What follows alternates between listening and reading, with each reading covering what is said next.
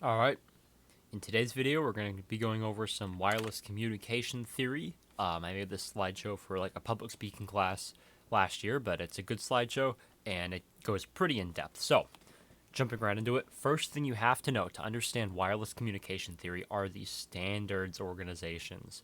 There's so many of them out there, but they essentially set the standard and they make the protocols, and they not until they make the protocols, they don't always make the protocols, I shouldn't say that. Some protocols in wireless and in computer networking are made by private companies such as Cisco or Aruba or whatever, or Juniper, but then the IEEE makes them public. And there's a couple other organizations that do this as well, but the one that we're going to be mainly focusing on is the IEEE Institute of Electronics and Electrical Engineers. The 802.11 is the overreaching standard for wireless communication, so you'll have 802.11 whatever, A, B, G, X, Y, all of them. There's so many of the standards, I always lose track. But there's a couple that if you work with wireless protocols and standards a lot, you'll pick up on like the differences between the two. So now we should probably go over some digital communication theory first. So obviously computers only understand ones and zeros on and off. I made this slideshow to be shown to a class of non-computer science people, non-computer networking people. So so on a traditional communication line, such as Ethernet, ones are represented by pulses of electricity. The longer the pulse, the more ones it represents. Pauses in between the pulses represent zeros. The longer the pause, the more zeros it represents, blah, blah, blah. Strings of ones and zeros are also called binary code, can be translated into text or other data. This is pretty basic stuff if you take in a computer science class. You should know this. So ignore the TX plus and TX minus. You can see that the on, right? So the on going up, that's a 1, that's a 0, and and then on the side here, this is measured in voltage. So the voltage is at negative 2.5, goes up to positive 2.5, negative 2.5, positive 2.5, and the longer periods here, right? That represents a 1, multiple ones, and they actually put in this little graph in the background, so you can see each of these ticks. See these ticks right here? Each of these ticks represents as a period of time. So it goes from here 0, 0, up 1, 1, down 0, up 1, down 0, blah blah blah, and then you have 0, 0, 0, and then this blue line is the inverse of that. So that's basically how it works on a wire. So then binary translation. So there's a standard out there. I forget ANSI. That's it. That translates binary code into characters. And so basically, when a computer receives the ones and zeros on the line, it will translate them, and obviously many ones and zeros have to be passed through to create your code. And there's some other stuff to this, but this is just very basic. 1 is on, 0 is off. They can translate into letters, numbers, characters, whatever. Okay. Wave theory. This is like a physical science high school class sort of thing. So waves have two major components. They're the peak, which is up here, the trough, which is down here. The difference between two peaks or two troughs is called the wavelength. Right, so this wavelength here, right, that's the wavelength, one peak, one peak. Down here, this would be also the wavelength, one trough, one trough. One peak to peak or one trough to trough is called a cycle. So from here down up is a cycle. Down, and then this would obviously go up here. That's a cycle. They're measured in cycles per second, which is called a hertz or Hz. And obviously, with like any counting sort of thing, I don't really know how to say that, but the hertz can be put into megahertz, gigahertz, terahertz. But wireless waves usually are measured in gigahertz. 1 gigahertz is equivalent to approximately a million hertz, right? So that's a million of these per second. This means that a 2.4 gigahertz wave, which is a older but still common Wi-Fi frequency, is 2.4 million cycles per second, right? So that's how fast stuff is moving. 2.4 million of these every second. That's how crazy this stuff is. Anyways, amplitude measures how powerful the wave is, as in how far it can travel before it depletes a usable signal. I think I could have worded that better. And so the amplitude is basically how far, I forgot what the center part is called, but how far from the center line up, right? How far up, that's your amplitude. Amplitude, up and down, yeah, whatever. Phasing, we're going to get into phasing and stuff later, but phasing occurs when two waves of the same frequency share a space. When this happens, the waves cancel each other out. So if you have, like, I don't know, 2,420,200 frequency, right? And you have two access points sharing that, because we'll get into how 2.4 gigahertz is divided up. Not every device is going to use 2.4. There's channels and stuff, but if they're both using that, they're going to cancel each other out, right? They're the same wave. They're the same wave traveling in the same space, so they cancel each other out. We're going to get into that more. So now, let's do some actual wireless communication theory. If you can recall, computers can translate ones, zeros, and data. Wireless communications, ones are represented by bursts of frequency, and zeros are represented by a drop in frequency. And this is also, it's not necessarily that the frequency is, it's sort of like with the voltage before. Let me find it, because it's actually very important. It's sort of like with the voltage before, like the voltage isn't completely cutting out when it goes to a zero, right? It's going to negative, but there's still voltage going there. It's just negative voltage. It's not going to zero. It goes to negative, however that works.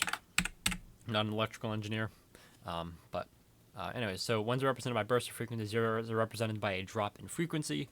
This could also be signal strength, different standards, blah, blah, blah. But just like wire communication, the longer the burst or drop, the more of the respective number is represented.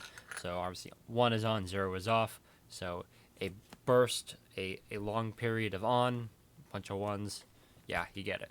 The computer can translate ones and zeros into data using whatever protocol is being used to communicate. Some protocols are more efficient at translating them than others. That's a very important point, which increases connection speeds for the end user, right? So if you have a protocol or a CPU, but more now, it's the protocol that's going to be slow. So if you have a protocol that is inefficient at processing the ones and zeros, you're gonna have slower speeds, right? Like we can make the frequencies as fast as we want. We could make I don't know, 10 billion. I don't know what the fastest frequency we could make is, but we can make the frequencies as fast as we want. It's just the computers and the protocols that we're using to process the frequencies aren't good enough. So, yeah. Oh yeah, here I spent like 20 minutes making this. This is a very basic example. So you have a home router graphic.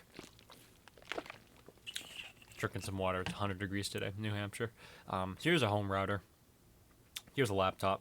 You can see, so when there's frequency, that's a 1, that's a 1, that's a 1. No frequency.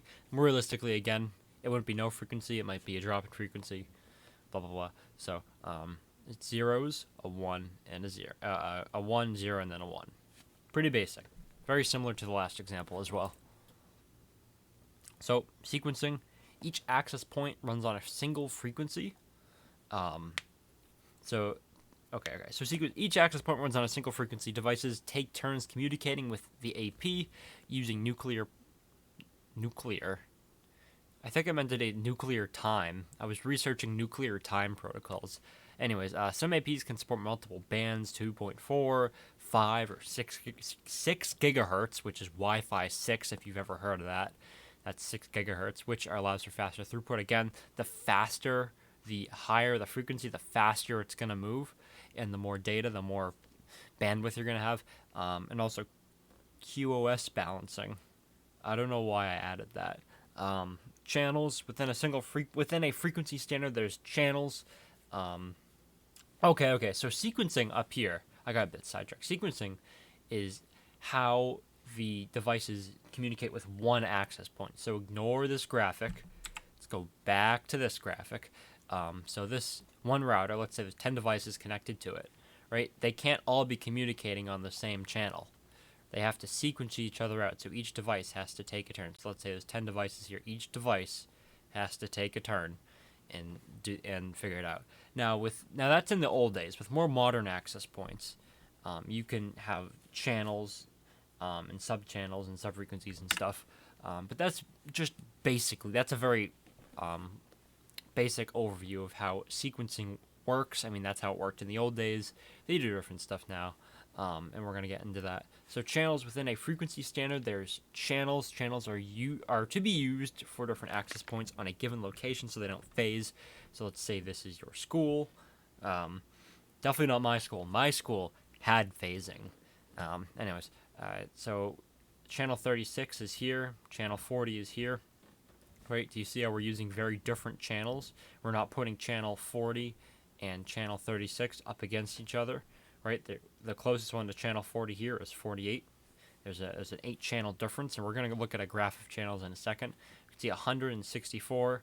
So these are all different channels, right? And basically what they do is they take the entire spectrum of 2.4, let's say, right? And 2.4 gigahertz is not just the 2.4 gigahertz. It's like 2.415 to 2.4987. I don't remember. I think I put a graphic in here, but so within there you have all these sub-frequencies, and so then they divide those into channels, basically. I forget if we get into this. DSSS, this is a very advanced concept. Basically, it completely negates the need to worry about interference from outside sources. Okay, I guess I should go into like Ethernet a little bit. So Ethernet cables are twisted, right? So you have shielded twisted pair, unshielded twisted pair, but they're a twisted pair, and they do that, and you have like there's 1, 2, 3, there's 4 twisted pair in an Ethernet cable, and so they're twisted around each other for a reason, right? When they have the electromagnetic, I guess, that is generated from each wire inside of the cable, cancels out the other one, basically. If that makes any sense at all. Again, I'm kind of going off here. But that's roughly the same idea. So data is transmitted on a frequency and is accompanied by chips surrounding the frequency that, in theory, protects the transmission from interference. All transmissions are identical, so if one gets compromised, the others compensate. Barker 11, I have no idea what that is. That was probably something random I threw in there. And I've never actually worked with DSSS, so I can't really explain it too well. I think I just threw this in because somebody wanted me to put something in. But that's a thing that can happen. Basically, it stops outside interference from affecting your wireless communication. Okay. Frequency division, multiplexing, orthogonal. Yes. The cosine and the cos and sin or whatever crap from AP Calc, or not AP Calc, from Calc, allows APs to communicate with more than one device at once using sub-channels. So we just kind of talked about how there's channels in regards to the access points and in regards to the standards for frequency. So within those channels, there can be sub-channels. So if we look right here, see 0 to 90, right? So this COS starts at its peak is at 0, and then its trough is at 180. Whereas with the SYN, its peak is at 90 and its trough is at 270, right? Trough is at 270. And uses high-speed timing protocols to send different but close together frequencies slightly apart from each other. So this basically allows a bunch of devices to communicate using this sort of thing, right? These signals are different from each other. They're different from each other because they're spaced out a bit. So they're sent at the same time, but because they are sent at slightly different times, right? This cosine wave started before the sine wave. Right, the cosine wave would go down like this, and the cosine wave would start here. So this was sent before. The cosine was sent here. The sine was sent here. The cosine was started before the sine wave. Oops, god damn it. And that's how that works. You can send a bunch of information at once, basically. One wave is at its maximum power. The other is at the midpoint, meaning there's never interference. So you see with the sine wave.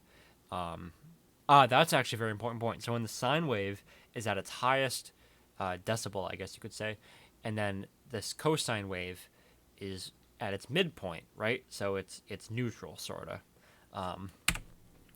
Anyways, moving on. Beam forming, also called constructive interference, basically piles waves on top of waves to increase power. Similar technologies to what makes noise-canceling headphones work. Destructive interference. So we have constructive interference here, and then this is a good example with destructive interference. I guess it's the .11n standard, always used with multiple antennas to triangulate in a specific direction. Yes. I remember I've actually played with beam forming a little bit. And basically, it uses. I think we only use two. Yeah, we only use two antennas for when we did it, but you can use like three. I think three is recommended. And basically, what it does is like it says here, changes the phases of waves to focus on a specific client by creating constructive and destructive interference. So it's basically creating interference around it. I kind of like this graphic because it shows that this is wide, right? So you could almost imagine it as in this. If we're on this blue one, right? So you got one on the very outside. You have one right here. You have one on the middle, and then one wave here. And so it increases the signal strength, I guess you could say. It's not really the signal strength, it's more of just the integrity of it, and that is constructive interference. Association. So this is, I really did this presentation out of order because this is some more basic like CCNA2 stuff. But anyways, so you have your server set identifier as broadcasted. So that is like the Wi-Fi name. That's the best way to say it. That's your Wi-Fi name. When you go into your Wi-Fi settings on your phone and you look at a bunch of networks, those are SSIDs that are being broadcasted out. The two other types of basic and extended are basic and extended service set identifiers. So that's BSSID and ESSID. These are slightly different from SSID. Oh no, wait, I misspoke. So there's two of them here. Most people just call it an SSID. Right, basic BSSID is like an older term, and ESSID is what's more used now.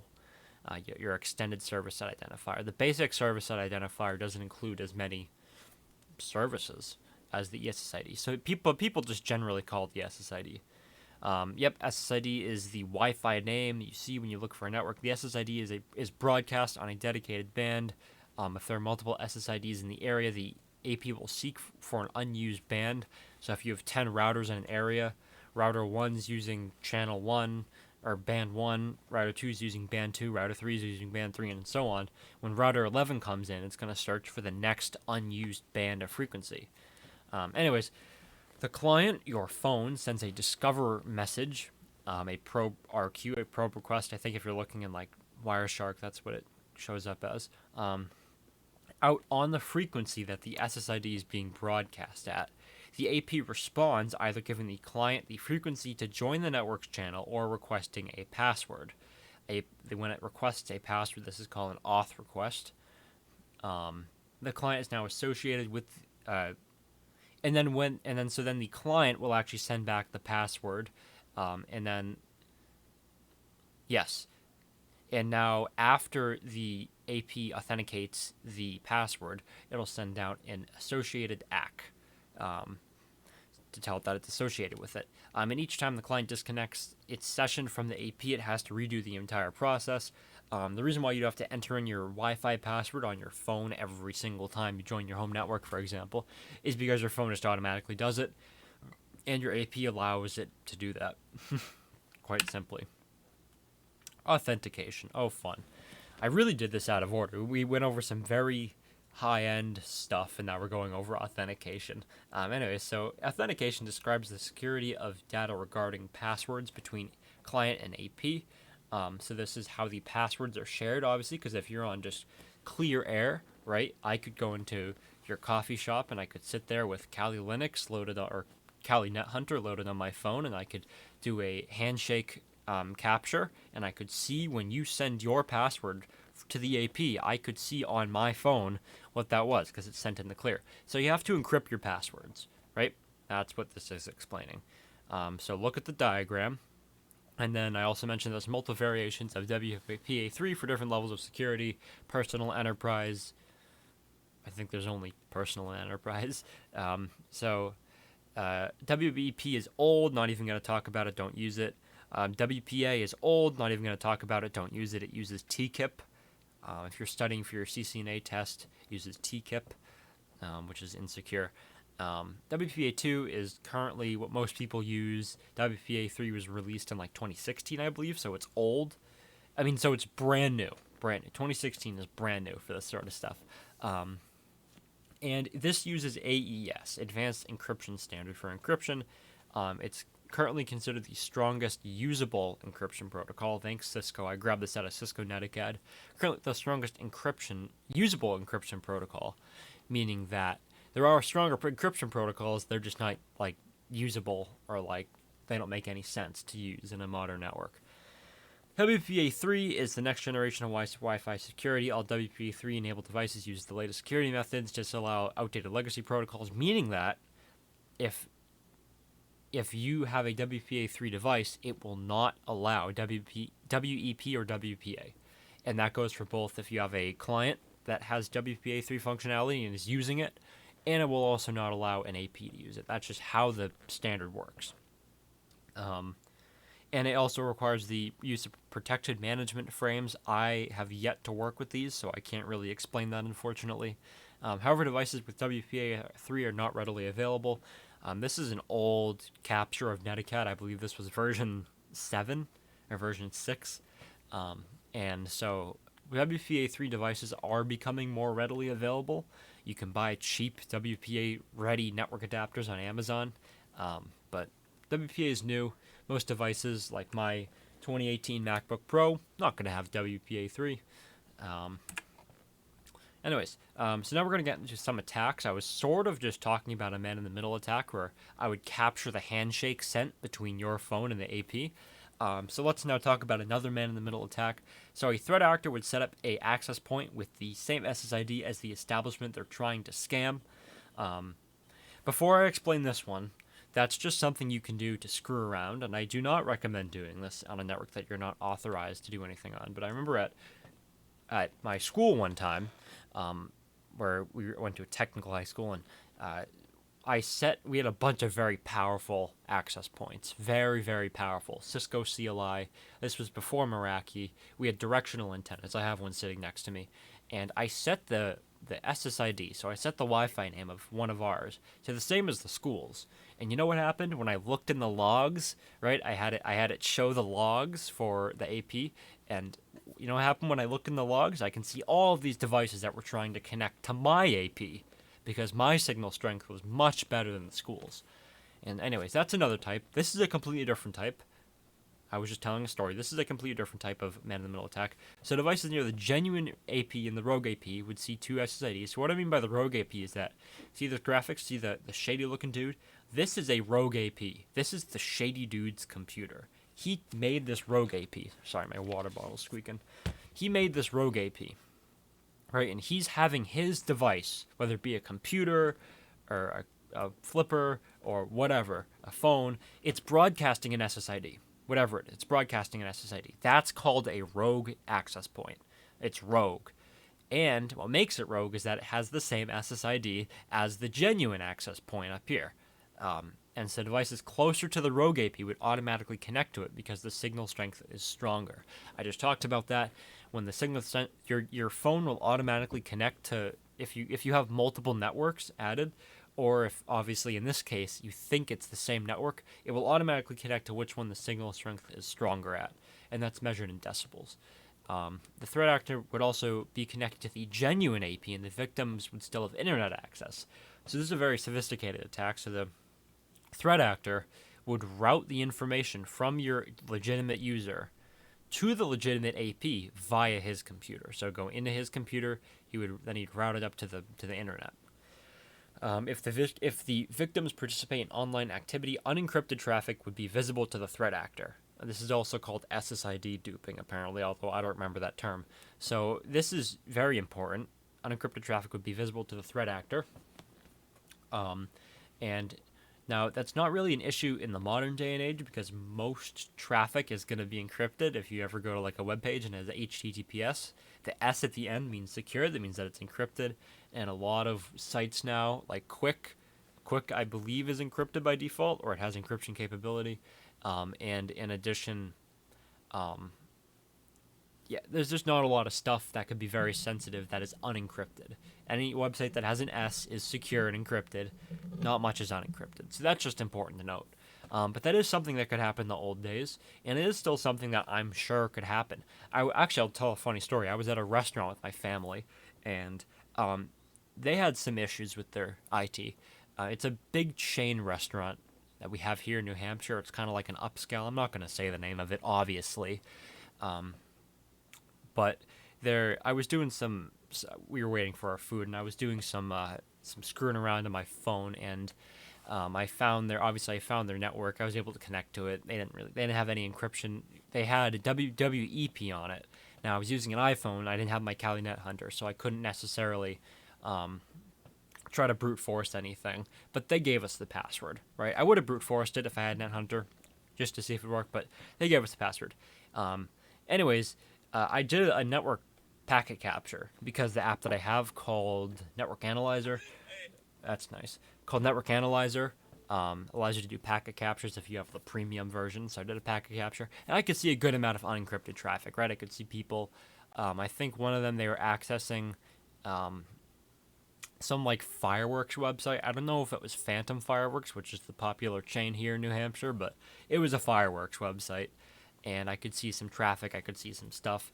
But that's just a good example of how vulnerable some older systems are. That WEP system that's not running encryption, and that website that was not running encryption. Just something to note. And also about that restaurant, I found a printer that was unsecure. You know, the waiter brought us our drinks after we had finished our meal, so I may or may not have printed 50 or 40 pages total of black paper to their printer. Just something to say. Common attacks: interference. So this is jamming, basically. That's probably a more recognizable term for this. So devices such as microwaves, toaster ovens, hair dryers, and incandescent lights can interfere with wireless signals and wired signals. When I was running Ethernet lines in my house, I ran them above. This was years ago, before I was a network engineer. When I ran them above my big overhead incandescent lights, like kind of like you would have in like a school or something, big ones, and I got like, I think like 30 megabits a second, so I had to reroute them, and I ended up going with shielded twisted pair. But anyways, with wireless, anything like these devices can mess with wireless signals. So I'll give you an experiment that you can do at home. If you have AirPods, other wireless stuff is susceptible to it too. I know these Bose ones I have are susceptible to it, but turn on your microwave a cup of water, and then put in your AirPods, listen to something, and walk by it. Walk around your microwave. It's going to jam. Your signal's going to drop out. You're going to have weird stuff going on. That's what happens. That's what happens with these devices. These are devices that can emit wavelengths and energy at any wavelength and amplitude typically concealable. Oh no, there are devices that can emit any wavelength and amplitude typically concealable. Jesus. So those are like little pocket jammers that you can buy on Amazon and stuff. Threat actors can use them to jam wireless signals at specific times, and usually only used in home invasions. So if you have like wireless, let's say wireless alarm systems that require a wireless connection back to like some centralized thing, thieves, if they know the signal, right, or if they know the frequency that the devices use, they can just jam it, and then the things can't communicate back to the hub or whatever. So that's an example of that. And then we have another common attack. I kind of explained this earlier: handshake sniffing. Previously, a handshake is required to connect with a Wi-Fi network. The threat actors monitor the SSID frequency for handshakes and try to capture the data. If the encryption protocol being used is outdated, it can easily be cracked with brute force. Even if the protocol is strong as being used, threat actors can easily use certain unencrypted values to further an attack. So this might be called like a rainbow. They call it a rainbow list. So the way that encryption works, the way that hashing works, basically. So when you encrypt something, you also hash something. So hashing is basically taking something and making a digest out of it. So like the word cat, for example, CAT would be hashed and then would turn into like a 30 character long string of letters and numbers, right? That's your message digest, and the process to do that is called a hash. And so, but the issue is that every time that you hash the word cat, it will always be the same string of letters and numbers. Each word in a hashing protocol should be different, but the string of numbers and letters for a specific word will be the same. And so even if so, when you transmit a hash over the network, what a hacker can do is they can go in, they can have something called a rainbow list, which is just a list of common hashes that match up with match up with plain text passwords, and they can match the hash that they've captured from your network, and they can match it up to something on the rainbow list, and they can see that, oh, when we hashed this word, let's say if it's, I don't know, password, when we hashed password, it gave us this message digest, and what we captured over the network matches it, so therefore the password must be message digest, if that makes any sense. And so, yeah, and then the other issue here is that if the encryption protocol being used is outdated, it can easily be cracked with brute force.